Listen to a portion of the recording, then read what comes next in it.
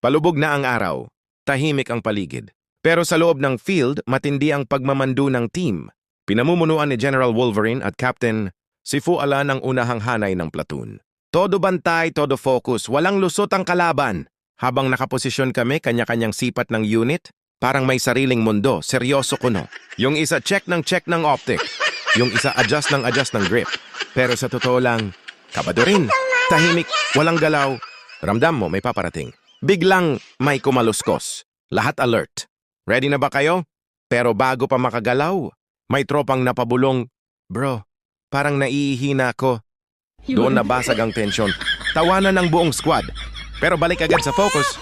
Kasi kahit kwela, mission pa rin ang priority. Paparating na ang kalaban. At dalawa ang pwede nilang misyon. I-capture ang aming general. O kunin ang aming bandera. Unti-unti silang gumagapang papalapit. Target nila ang 5-star general, si Boss Art. At ang nakakatuwa, yung general namin, nasa frontline pa!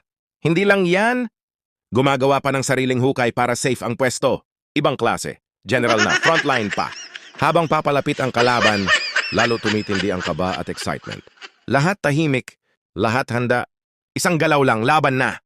Sa dulo ng araw, hindi lang laban ang naaalala, kundi yung samahan, kwentuhan at kulitan. At syempre, dito mo na rin mararamdaman na pagkatapos ng laban, ikating ko agad ang hahanapin ng karamihan. Game on mga bro! Ayan ang totoo. Ayan na, kating ko. Kating ko, ni Kuya B. Sir Makoy.